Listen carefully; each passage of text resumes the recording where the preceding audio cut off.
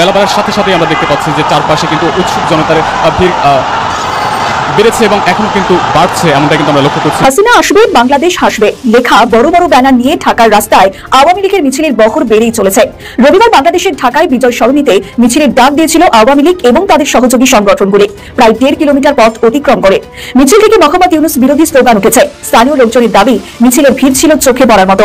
ভারতের প্রধানমন্ত্রী নরেন্দ্র মোদী কলকাতায় কেন?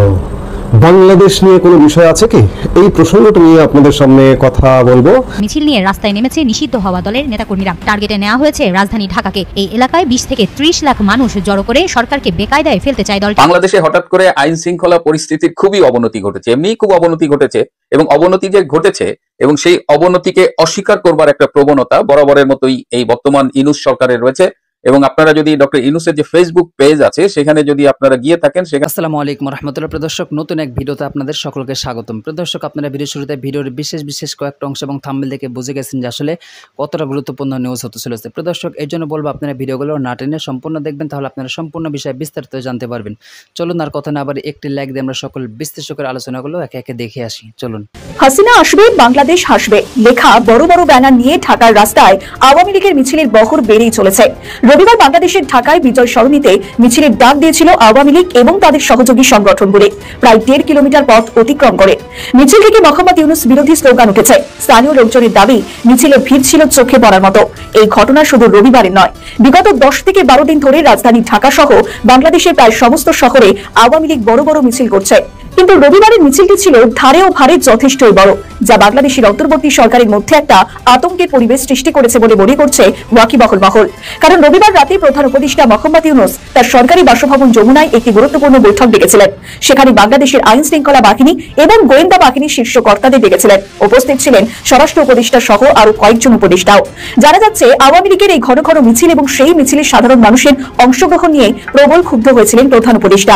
এও জানা যাচ্ছে, ওই বৈঠকে প্রশ্নের মুখে পড়ে স্বরাষ্ট্র উপদেষ্টা জাহাঙ্গীর আলম চৌধুরী। কোনো জবাব দিতে পারেননি, তিনি মাথা নিচু করে বসেছিলেন। প্রসঙ্গত, চলতি বছরের 22শে মে বাংলাদেশের অন্তর্বর্তীকালীন সরকার আওয়ামী লীগের যাবতীয় রাজনৈতিক কার্যক্রমের উপর নিষেধাজ্ঞা চাপিয়েছিল। যদিও এই সিদ্ধান্ত নিয়ে গোটা বিশ্বজুড়ে নিন্দার ঝড় ওঠে, কিন্তু ইউনূস সাহেব আওয়ামী লীগকে কোনো জমি ছাড়তে নারাজ।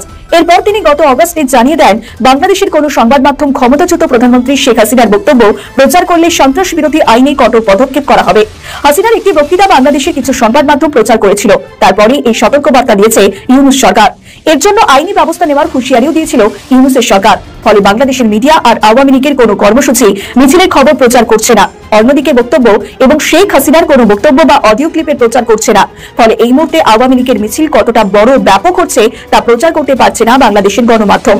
কিন্তু সোশ্যাল মিডিয়াকে তো আর আটকাতে পারছেন না ইউনূসের সরকার। ফলে ফেসবুক, টিকটকে আওয়ামী লীগের মিছিলের ভিডিও মুহূর্তে ভাইরাল হয়ে যাচ্ছে, আর তাতেই জেগে উঠছে বাংলাদেশের জনতা। এটাই মাথা ব্যথার কারণ মোহাম্মদ ইউনূস এবং হাসিনা বিরোধী সমস্ত রাজনৈতিক দলের।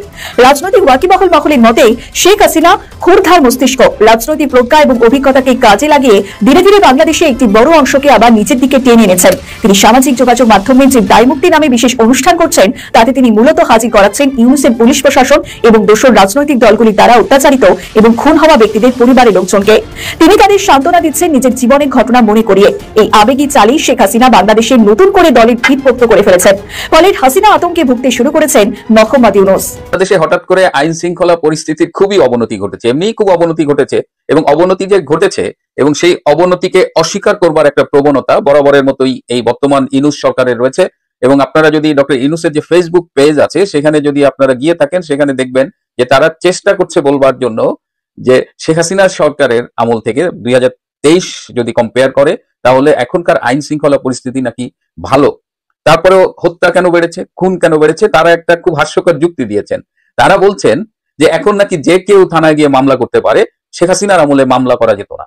এই যে আমরা বলছি হত্যা বাড়ছে, অপরাধ বাড়ছে, আমরা কি থানায় মামলার সংখ্যা দেখে হিসাব করছি, নাকি আমরা ডিরেক্ট ডেড বডি কাউন্ট করছি? আমরা তো ডিরেক্ট ডেড বডি কাউন্ট করছি রে বাবা। এই ডক্টর ইউনূসের ফেসবুক যারা দেখেন, এটা তো ফান্ডিং করে একটা বিদেশি সংস্থা। সেই বিদেশের সেই যারা ফান্ড ডোনার, তাদের কাছে কিন্তু চিঠি লেখা হয়েছে এবং তারা বলেছে আমরা এই বিষয়টা কঠিনভাবে মনিটরিং করছি। সেই বিদেশি টাকায় এই ফেসবুক পেজে অসংখ্য হাস্যকর যুক্তি পাঠানো হয়। বলা হচ্ছে হত্যা বাড়েনি, হত্যা সংক্রান্ত মামলা বেড়েছে, এবং এই মামলাগুলো নাকি শেখ হাসিনার আমলের হত্যার মামলা। মানে হাসারও কোনো জায়গা থাকে না, এত লেম লেম কজ যদি তারা দেখায়। যাই হোক, এই আইন শৃঙ্খলা পরিস্থিতির অবনতি এবং এর সাথে বেড়েছে হঠাৎ করে আওয়ামী লীগের মিছিলের সংখ্যা অনেক বেড়ে গেছে, মিছিলে উপস্থিত লোকের সংখ্যা অনেক বেড়েছে। এবং আপনারা খেয়াল করেছেন, আগে আওয়ামী লীগের ঝটিকা মিছিল হতো, সেই মিছিলে 50 জন 100 জন লোক থাকতো, কিন্তু এখন দেখা যাচ্ছে মিছিলগুলো দীর্ঘতর হচ্ছে, সেখানে 1000-2000 লোক হচ্ছে। আমি কয়েকজনের সাথে কথা বলেছি যারা এইসব মিছিলে অংশগ্রহণ করেছে ঢাকায়, তারা আমাকে বললো যে ভাই আমরা শুরু করি হয়তো 50 জন 100 জন নিয়ে, কিন্তু আপনি বিশ্বাস করবেন না যে রাস্তায় আমরা যখন মিছিল নিয়ে নামি তখন রাস্তা থেকে চারিপাশে বানের জলের মতো লোকজন এটার সাথে যোগ দেয়। মানুষ বাস থেকে জয় বাংলা স্লোগান দেয়, ফুটপাথ থেকে জয় বাংলা স্লোগান দেয় এবং মিছিলে যোগ দেয়। সুতরাং আমরা যে পরিমাণ লোক নিয়ে শুরু করি, মিছিল কিন্তু আর সেই লোকে থাকে না, মিছিল দীর্ঘ হয়ে যায় মানুষের স্বতঃস্ফূর্ত অংশগ্রহণ। এই যে মানুষ স্বতঃস্ফূর্ত ভাবে অংশগ্রহণ করছে এবং মিছিলে কারা অংশগ্রহণ করছে, আমরা যদি একটু ভিডিও ফুটেজ গুলো ভালো করে দেখি তাহলে দেখবো যে আপামর জনসাধারণ এখানে অংশগ্রহণ করছে, লুঙ্গি পরা মানুষ, খেটে খাওয়া মানুষ, তারা স্বতঃস্ফূর্ত ভাবে, তারা কিন্তু আওয়ামী লীগের ওইভাবে কোনো হয়তো সাংগঠনিক ভাবে জড়িত না, কিন্তু স্বতঃস্ফূর্ত ভাবে তারা এখানে যোগ দিচ্ছে। সো এই যে স্বতঃস্ফূর্ত ভাবে মিছিল বাড়ছে এবং দেখা যাচ্ছে আইন শৃঙ্খলা বাহিনীর লোকজন আশেপাশে দাঁড়িয়ে আছে, তারা কোনো রকমের বাধা দিচ্ছে না। তো এই সব মিলিয়ে সরকারের মধ্যে একটা ব্যাপক ভীতির সঞ্চার হয়েছে। এই ভীতির প্রেক্ষিতে গতকাল যমুনায় একটা হাই লেভেল মিটিং হয়েছে, যেখানে 10 জন উপদেষ্টা উপস্থিত ছিলেন। প্রধান উপদেষ্টা ছিলেন, আমাদের স্বরাষ্ট্র উপদেষ্টা ছিলেন, আমাদের আরো কয়েকজন, মোট 10 জন উপদেষ্টা ছিলেন। এখানে পুলিশের আইজি ছিলেন, আরো ডক্টর ইউনূসের বিশেষ সহকারী ছিলেন, সামরিক উচ্চপদস্থ কর্মকর্তাও ছিলেন। এবং সেই বৈঠকে, গতকালকের বৈঠকে এই আইন শৃঙ্খলা পরিস্থিতি নিয়ে ব্যাপক আলোচনা হয়েছে। এবং একটা জিনিস খুব লক্ষণীয়, সেই মিটিং এ উপস্থিত ছিলেন এই এমন একটা সূত্র আমাকে জানিয়েছে যে ডক্টর ইউনূসকে গতকাল এই বৈঠকে খুব বিমর্ষ অবস্থায় দেখা গেছে। সাধারণত তিনি এত বিমর্ষ থাকেন না এবং তার যে সিগনেচার স্মাইলটা, মুখে একটা হাসি লেগে থাকে, এই হাসিটা বেশ কয়েকদিন ধরে তার মুখে আর দেখা যাচ্ছে না। এবং উপদেষ্টারাও কিন্তু গতকাল বেশ ক্ষুব্ধ ছিলেন, তাদের কথাবার্তার টোন ডিফারেন্ট ছিল। তারা বলেছেন যে এইভাবে যদি আইন শৃঙ্খলা রক্ষাকারী বাহিনী ব্যর্থ হয়, তারা যদি দেশের আইন শৃঙ্খলা রক্ষা করতে না পারে, তাহলে আমাদের নিরাপত্তা কে দেখবে? মানে উপদেষ্টারা নিজেরাই তারা জিজ্ঞেস করছে এবং এই নিরাপত্তা নিয়ে অনেক কথা হয়েছে। একজন উপদেষ্টা খুব ক্ষুব্ধ হয়ে বলেছে, যদি আইন শৃঙ্খলা রক্ষাকারী বাহিনী নিরাপত্তা না দিতে পারে তাহলে দরকার নেই, আমার নিরাপত্তা আমি নিজেই ঠিক করে নেব। তো এরকম সেখানে, এবং দু একজন উপদেষ্টা মানে ক্ষোভ জানিয়েছেন এ কারণে। এবং আমি খোঁজ নিয়ে জেনেছি বেশ কিছু উপদেষ্টা অনেকদিন ধরে কিন্তু পদত্যাগের জন্য তাড়া দিচ্ছিলেন এবং তাদের কেউ কেউ বলছেন যে ডক্টর ইউনূসের জন্য আমরা এই বয়সে এসে কি এমন বিপদে পড়লাম, এখন কোথাও যেতে পারছি না। তো এই অবস্থায় গতকাল এই মিটিং এর ভেতরেই বলা হয়েছিল, এই যে মিছিল যায় সেখানে এই মিছিলগুলো ঠেকানো যাচ্ছে না একদম হুটহাট করে, এবং এই মিছিলের সংখ্যা আমি আগেও বলেছি যে বাড়ছে, সারা দেশে মিছিল হচ্ছে। তো সেখানে যে উচ্চ পদস্থ সামরিক কর্মকর্তা যিনি ছিলেন, তাকে বলা হয়েছে যে এই মিছিল কেন ঠেকানো যাচ্ছে না। তিনি খুব স্পষ্ট করে বলেছেন যে রাস্তাঘাটে এইভাবে মিছিল ঠেকানো সেনাবাহিনীর কাজ না, এটা সেনাবাহিনী করতে পারবে না। তো এই উত্তরটা শুনেও ইউনূস গং বেশ ফ্যাকাশে হয়ে যান। তো এই গতকালকের মিটিং, এবং দেখবেন যে মিটিং এর পরে অ্যাজ ইউজুয়াল সেই ডাস্টবিন শফিক একটা প্রেস ব্রিফিং করেছে, এবং সেই আমি অনেকবার বলেছি যে এই প্রেস ব্রিফিং এ যে কথাগুলো বলা হয় তার অধিকাংশই উপদেষ্টা পরিষদের বৈঠকে আলোচিত হয় না। এই প্রেস ব্রিফিং এ তারা নিজেদের মনের মাধুরী মিশিয়ে জাতির উদ্দেশ্যে কিছু মিথ্যে তথ্য পরিবেশন করেন, সেইভাবেই তারা মিথ্যে তথ্য পরিবেশন করেছেন। কিন্তু গতকালকের মিটিংটা আদৌ খুব ভালো হয়নি। উপদেষ্টারা রীতিমতো ক্ষুব্ধ ছিলেন ডক্টর ইউনূসের উপরে, তার ব্যর্থতাকে চোখে আঙুল দিয়ে দেখিয়ে দিয়েছে এবং উপদেষ্টাদের তোপের মুখে পড়েছিলেন ডক্টর মোহাম্মদ ইউনূস। এছাড়াও স্বরাষ্ট্র উপদেষ্টা যে সম্প্রতি বলেছেন যে এই পুজোয় মদ গাঁজার আসর বসানো যাবে না, সামনে আপনারা জানেন দুর্গাপুজো, আমাদের হিন্দুদের একটা বড় রকমের একটা বিরাট ধর্মীয় উৎসব, এটি আমরা দেশে থাকতে তো এটি আমরা সবাই একসাথে উদযাপন করতাম আমাদের হিন্দু বন্ধুদের সাথে। তো এই যে হিন্দুদের এই পুজোয় মদ গাঁজার আসর বসানো যাবে না, এই কথার মধ্য দিয়ে কি স্বরাষ্ট্র উপদেষ্টা বোঝাতে চেয়েছেন যে এই পুজো মানেই মদ এবং গাঁজার আসর বসে? এটি নিয়ে কিন্তু এই সম্প্রদায়ের ভেতরে ভীষণ ক্ষোভ সৃষ্টি হয়েছে। যাই হোক, এই উপদেষ্টাদের তোপের মুখে ভীষণ ম্রিয়মান হয়ে যাচ্ছেন দিন দিন ডক্টর ইউনূস। আমি জানি না নিয়তি তাকে কোথায় নিয়ে যাবে।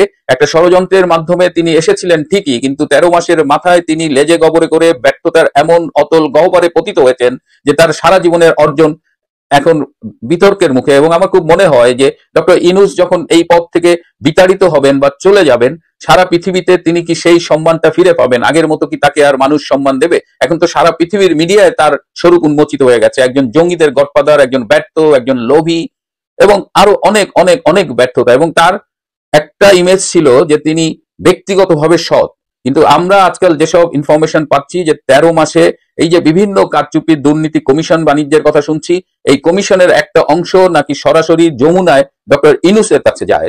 এই মুহূর্তে আপনাদের সামনে কথা বলতে এসছি। আবারও ভারতের প্রধানমন্ত্রী নরেন্দ্র মোদী কলকাতায় কেন? বাংলাদেশ নিয়ে কোনো বিষয় আছে কি? এই প্রসঙ্গটা নিয়ে আপনাদের সামনে কথা বলবো।